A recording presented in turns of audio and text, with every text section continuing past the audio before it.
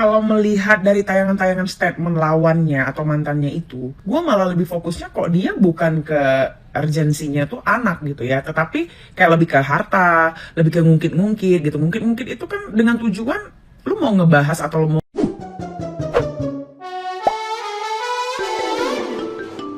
Konflik Ruben Onsu dan Sarwenda kembali disorot. Kali ini lewat komentar kritis dari Zanzabella yang menyoroti sikap manipulatif Ruben di tengah drama pasca cerai tersebut. Zanzabella menilai Sarwenda tampak polos dan kerap dipojokkan, sementara di sisi lain ia menganggap Ruben justru terkesan menutup-nutupi fakta meski sudah ada bukti yang diketahui. Ia pun menyoroti bahwa fokus Ruben dinilai lebih mengarah pada perhitungan harta dibanding kepentingan anak, sehingga menimbulkan pertanyaan besar soal motif sebenarnya di balik drama berkepanjangan ini.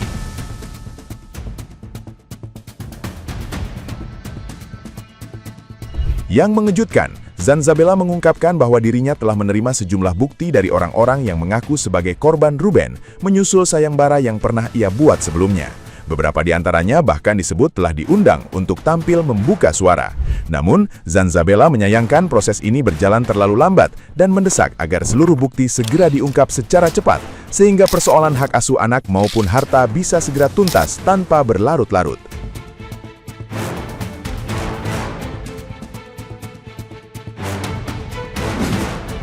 Gue lagi baru bangun tidur kan ya sebenarnya. Terus gue tuh habis meditasi. Gue nonton FYP ini masih ya seputaran tentang kasusnya Chi Wen-wen. Kalau gue jadi Chi Wen ya, gue ini sudah merasa kalau gue itu ditelenjingi, ya kan.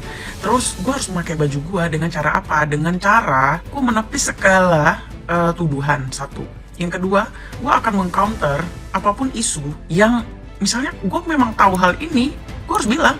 Gak ada yang perlu gue tutup-tutupin lagi, ini hampir zero privacy gitu kan ya. Gue gak pernah ketemu sama Chi Wen ya, tapi yang gue lihat dia ini memang polos. Jadi apa aja kata orang iya, apa aja kata orang oh gitu ya gitu. Menurut gue begitu sih. Cuman lawannya ini tuh the real manipulatif menurut gue. Karena apa? Karena dia sudah tahu ada sesuatu yang telah diketahui, bahkan gue pegang bukti, tapi dia masih berkuar-kuar seolah-olah itu nggak ada. Gila ya. Kalau melihat dari tayangan-tayangan statement lawannya atau mantannya itu, gue malah lebih fokusnya kok dia bukan ke urgensinya tuh anak gitu ya, tetapi kayak lebih ke harta, lebih ke ngungkit-ngungkit gitu. Ngungkit-ngungkit itu kan dengan tujuan lu mau ngebahas atau lu mau kalkulasi semua yang terlalu keluarin dan apa yang ada kan. Menurut gue begitu. Sebenarnya apa sih yang dipertahanin untuk oh iya demi anak. Masalahnya lawan gue udah bukan orang yang berpikir tentang itu lagi.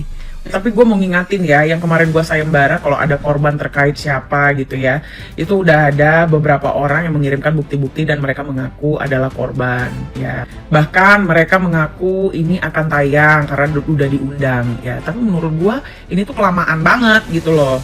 Kalian nunggu apa? Nunggu basi? Nggak perlu, langsung aja jedar. Jadi apa? Urusan anak selesai, urusan apapun selesai gitu loh. Nggak dilarut-larutkan gitu loh. Paham nggak sih? Sebenarnya sebuah kasus itu kita yang mengatur itu harus menjadi lambat atau menjadi cepat gitu. Tapi kalau seperti yang bukti gue dapatkan yang memang dia tuh valid dari siapapun ya, gue udah selesaiin itu. Selesai banget, anak selesai, harta yang diungkit-ungkit selesai. Sebenarnya gitu kok, sesimpel itu menurut gue. Nah, gimana nih menurut netizen yang terhormat? Silahkan berkomentar ya.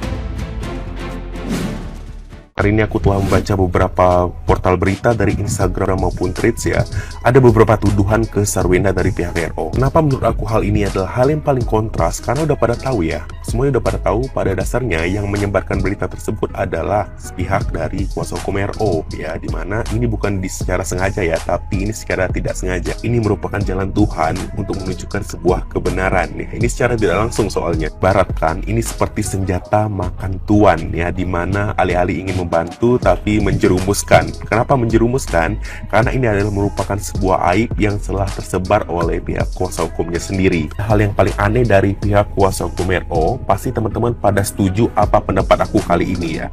Dimana udah jelas sekali di chat tersebut tentang konsumsi obat. Kenapa Bapak mati-matian klarifikasi itu tentang hasil lab? Itu merupakan dua hal yang berbeda. Pengacara Sarwenda mengatakan dalam klarifikasi kemarin bahwasannya pihaknya beserta seluruh tim lawyer dari Sarwenda ini sangat menjaga yang namanya privacy ya antara Sarwenda dan mantan suaminya. Namun nggak tahu kenapa hal-hal privasi yang sangat dijaga harus terbuka secara umum melalui podcast Densu kemarin. Pengacara Sarwenda membenarkan terkait dengan chat yang ditunjukkan di podcast Densu tersebut. Ia mengatakan bahwasanya chat itu benar antara Sarwenda dan klien dari Bang Minola, yaitu si RO yang merupakan mantan suami dari si Sarwenda ini. Namun pengacara dari Sarwenda ini tidak mau mengkomentari terkait dengan isi chat tersebut. Seperti apa isi chat tersebut, dia tidak mau mengkomentari karena sudah ada dalam ranah pengadilan. Pengacara Sarwenda pun membantah bahwasanya bukan dari pihaknya lah yang mengangkat isu terkait dengan penyakit 3 huruf. Pak Minola, inilah definisi kalian ditampar sama Tuhan. Kemarin kalian merasa angkuh karena dinasihati sama Sarwenda kalau memperlihatkan data itu agak disensor dikit Bapak. Walaupun Bapak tadi nggak sengaja misalnya menunjukkan ke kamera kan nggak jadi masalah kalau bagian itunya disensor. Itulah terkadang kita perlu mendengarkan nasihat walaupun nasihatnya bukan dari orang yang kita harapkan, tapi kan nasihatnya bagus gitu loh Bapak. Aduh, kredibilitasmu sekarang lagi aur-auran ya. Tapi yang lucunya kan Pak, ini kan kecerobohan Bapak ya. Memang Bapak nggak sengaja kan nge-spill, tapi ini kan kesalahan Bapak sehingga netizen bisa lihat. Terus kenapa Bapak nyalahin pihak ketiga? Kan namanya Bapak masuk broadcast, ada kamera, harusnya Bapak yang hati-hati. Mata netizen itu mata elang Bapak, mata elang. Saran buat Sarwenda, apapun yang dikatakan mantan kamu tentang kamu, gak usah capek-capek kamu klarifikasi lagi. Biarkan dia dengan semua oceh-ocehannya, biarkan dia semua dengan ucapan-ucapannya, gak usah hiraukan. Urusin aja, fokus aja sama anak kamu, sama usaha kamu, sama bisnis kamu. Karena mantan kamu ini gak bakal selesai ngomong, karena emang dia suka ngomong, suka ngerumpi. Jadi ya udah, kamu gak usah hiraukan lagi apapun yang diomongkannya, mau itu benar mau nggak benar, nggak usah kamu lagi ke podcast, nggak usah lagi kamu ngebela-belain diri kamu. Tetap aja kamu salah di mata mereka karena mereka tahu yang benar itu cuma mantan kamu doang. Jadi tetap fokuslah dengan usaha kamu, karena kalau kamu benar, Tuhan itu akan ngasih jalan. Suatu saat Tuhan itu akan ngasih jalan kebenaran buat kamu. Gak usah kamu capek-capek ngebela diri sama orang yang hatinya dengki, iri, dan sirik. Lebih bagus kamu fokus dengan urusan kamu, lebih bagus kamu fokus dengan anak-anak kamu. Karena tujuan hidup kamu adalah untuk memberikan yang terbaik buat anak kamu. Jadi nggak usah lagi kamu ngedengerin apapun yang dikatakan mantan kamu. Emang dia itu bukan laki-laki sejati. Kalau laki-laki sejati tidak akan membongkar-bongkar aib mantan istri. Kalau laki-laki sejati akan diem, malu. Tapi kan mantan kamu bukan laki-laki sejati, makanya dia ngomong terus sampai ke ujung buruk. Jadi fokus aja dengan usaha kamu, dengan bisnis kamu. Tuhan itu maha melihat dan mengetahui. Biarkan waktu yang menjawabnya nanti.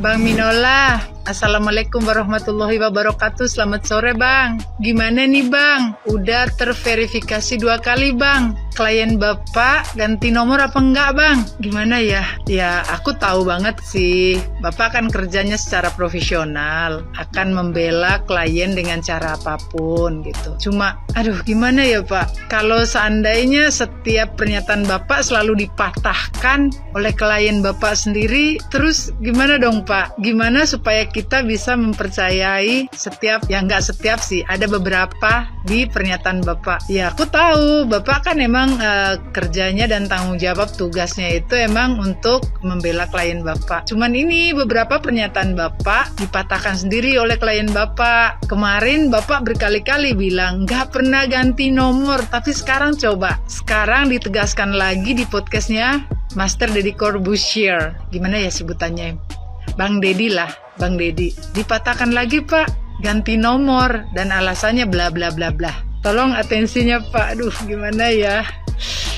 Hare, capek gue Pak. Aduh.